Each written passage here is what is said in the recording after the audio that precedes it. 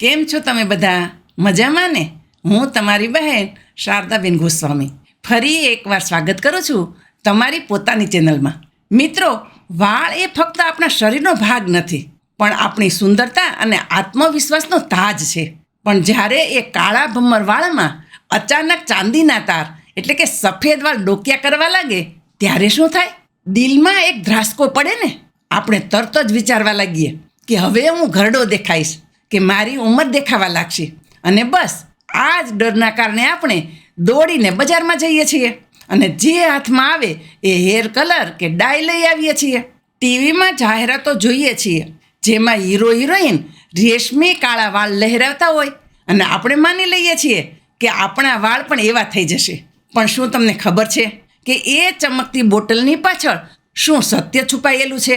મેં મારા જીવનમાં અનેક બહેનો અને ભાઈઓને જોયા છે જેઓ નાની ઉંમરે વાળ કાળા કરવા ગયા અને હવે પસ્તાઈ રહ્યા છે. વાળ બરછટ થઈ ગયા છે, ઉતરવા લાગ્યા છે અને ઘણીવાર તો આંખોની નબળાઈ કે ચામડીના રોગો પણ થયા છે. આજે મારે તમને ડરાવવા નથી પણ જગાડવા છે. જો તમે કુદરતી રસ્તે જશો તો સમય લાગશે પણ પરિણામ કાયમી અને સુરક્ષિત મળશે. આજે હું તમને એક એવી પદ્ધતિ બતાવીશ જે સદીઓ જૂની છે પણ આપણે વિસરી ગયા છીએ. મહેંદી અને ઇન્ડિગોની આ 2 સ્ટેપ પ્રોસેસ તમારા વાળમાં નવો જીવ રેડી દેશે. પણ હા, વિડીયો શરૂ કરતાં પહેલાં મારે એક બહુ જ મહત્ત્વની ચોખવટ કરવી છે. આ ઉપાય દરેક વ્યક્તિ માટે નથી. અમુક લોકોએ આનાથી દૂર રહેવું જોઈએ.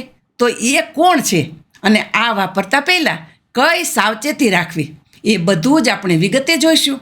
ભાગ નંબર 2, આ ઉપાય કોના માટે છે? સૌથી પહેલાં એ સમજી લઈએ કે આ આયુર્વેદિક ઉપચાર કોના માટે આશીર્વાદ સમાન છે.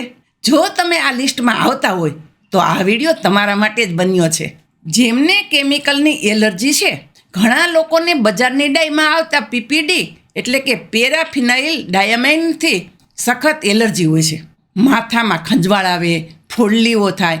તેમના માટે આ કુદરતી રસ્તો એકમાત્ર વિકલ્પ છે. જેમના વાળ ડેમેજ થઈ ગયા છે, જો રિબોર્ડિંગ, સ્ટ્રેટનિંગ કે કલર કરીને તમારા વાળ સૂકા ઘાસ જેવા થઈ ગયા હોય તો મહેંદી અને ઇન્ડિગો તમારા વાળને રિપેર કરશે. આમાં કન્ડિશનિંગ ગુણ હોય છે. ગ્રે હેરની શરૂઆત, જેમને હમણાં જ સફેદ વાળ આવવાની શરૂઆત થઈ છે અને તેઓ નથી ઈચ્છતા કે કેમિકલ લગાવીને બાકીના કાળા વાળ પણ સફેદ થઈ જાય, તેમણે આંખ બંધ કરીને આ ઉપાય ચાલુ કરી દેવો જોઈએ. ધીરજવાળા લોકો, હા, આ પણ એક કેટેગરી છે. જે લોકો પાસે પોતાની જાત માટે સમય છે અને જેઓ ધીરજ રાખી શકે છે તેમના માટે આ શ્રેષ્ઠ છે, કારણ કે કુદરત ઉતાવળ નથી કરતો.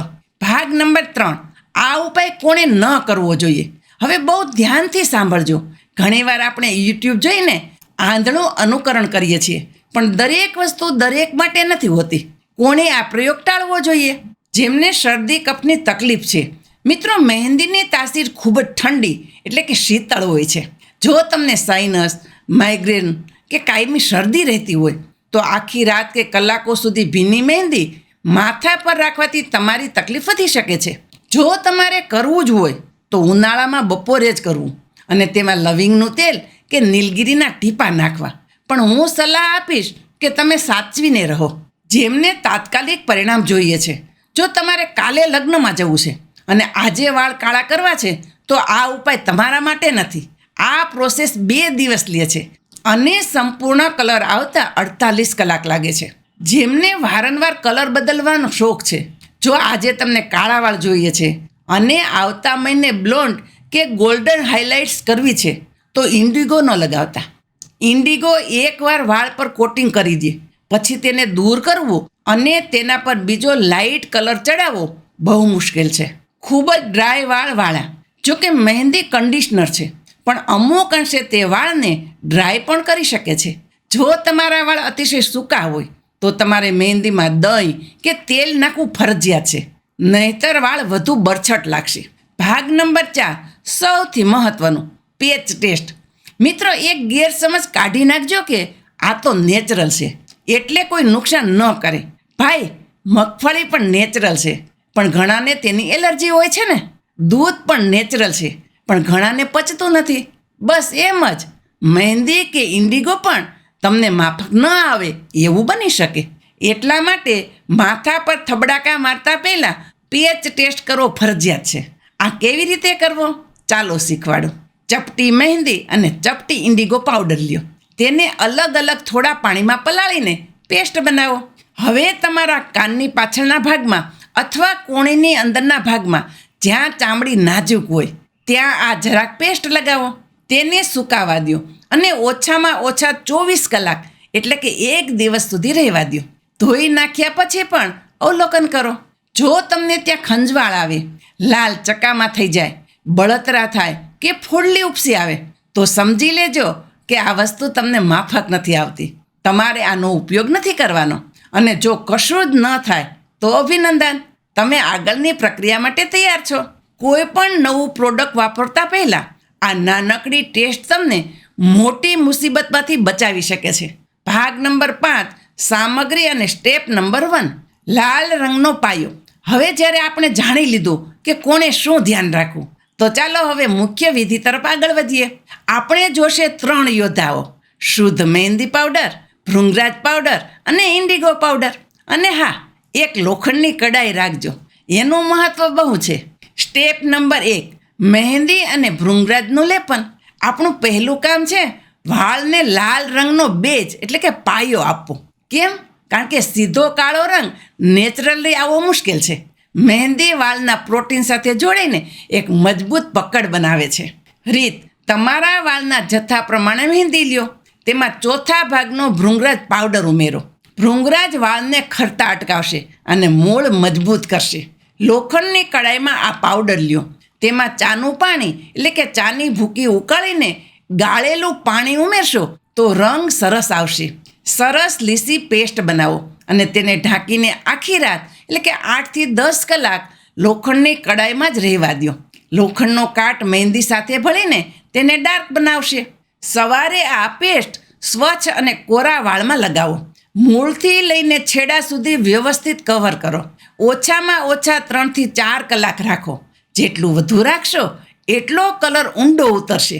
ત્યારબાદ માત્ર સાદા પાણીથી વાળ ધોઈ લ્યો. શેમ્પૂ નથી કરવાનો. આ સ્ટેપ પછી તમારા સફેદ વાળ લાલ કે ઓરેન્જ દેખાશે. ડરતા નહીં, આ તો હજુ અડધું કામ થયું છે. ભાગ નંબર 6, સ્ટેપ નંબર 2, ઇન્ડિગોનો જાદુ. હવે વારો આવે છે એ જાદુ સ્ટેપનો જે લાલ વાળને કાળા કરશે. એ છે ઇન્ડિગો. ઘણા લોકો આને કેમિકલ સમજે છે, પણ ના રે, આ તો નીલ નામનો છોડ છે જેના પાંદડાનો આ પાવડર છે. ધ્યાન રાખવાની બાબત: મહેંદીની જેમ ઇન્ડિગોને પલાળી રાખવાનો નથી હોતો. આને તો પલાળ્યો અને તરત જ લગાવ્યો એવો નિયમ છે. રીત: સ્ટેપ નંબર 1 કર્યા પછીના વાળ સુકાઈ જાય એટલે કે તરત જ અથવા બીજા દિવસે તમે આ કરી શકો. જેટલી મહેંદી લીધી હતી લગભગ એટલો જ ઇન્ડિગો પાવડર કાચના કે પ્લાસ્ટિકના બાઉલમાં લ્યો. અહીં લોખંડની જરૂર નથી. તેમાં થોડું નવશેકું ગરમ પાણી અને ચપટી મીઠું નાખો.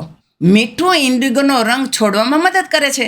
પેસ્ટ બનાવીને માત્ર 5 થી 10 મિનિટ ઢાંકી રાખો, વધારે વાર નહીં.